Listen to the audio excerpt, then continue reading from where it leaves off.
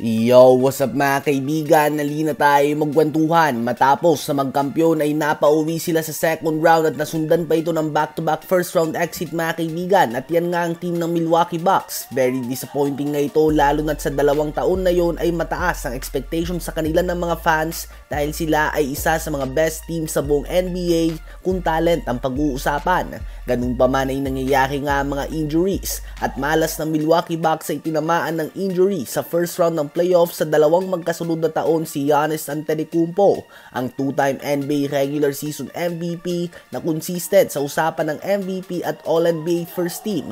Kaya naman ayon nga kay Giannis ay goal niya na makalabas sa first round ngayong season at sunod nga daw ay ang manalo ng championship. Ganun pa man ay naiintindihan niya na kapag bigo silang magkampiyon ngayong taon ay posible siyang i-trade ng Milwaukee Bucks. Kaya naman nilalagyan niya ang kanyang sarili ng pressure ngayong season na tapusin ang trabaho.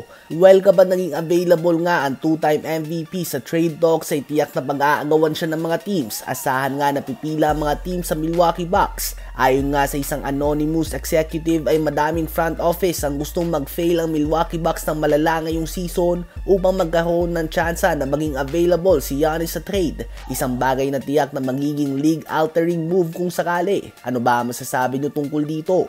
Habang kanina naman sa game ng Chicago Bulls at ng Minnesota Timberwolves ay naganap na ang much anticipated comeback ng former number 2 pick Lonzo Ball matapos na mawala ng mahigit 2 taon dahil sa injury sa kanyang tuhod. Nakatanggap siya ng standing ovation mula sa mga fans ng Bulls. Naglaro siya ng 5 minuto sa unang quarter kung saan ay pasok niya ang kanyang unang 3-point shot at nasundan pa nga ito ng isa pa. Quick 6 points nga sa kanyang mga kaibigan.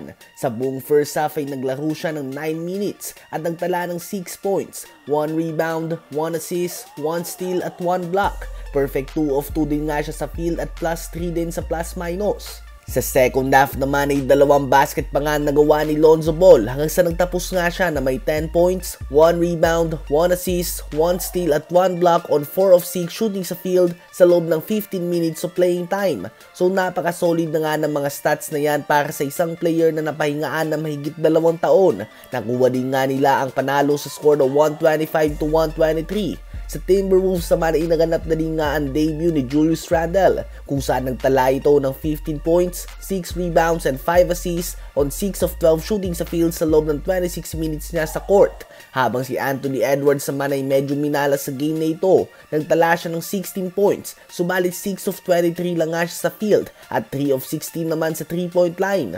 Obviously ay sinusubukan nga ni Edwards sa damihan ng kanyang 3-point shots at going through the motion lamang siya sa opensa kanina. Ano ba masasabi nyo tungkol dito?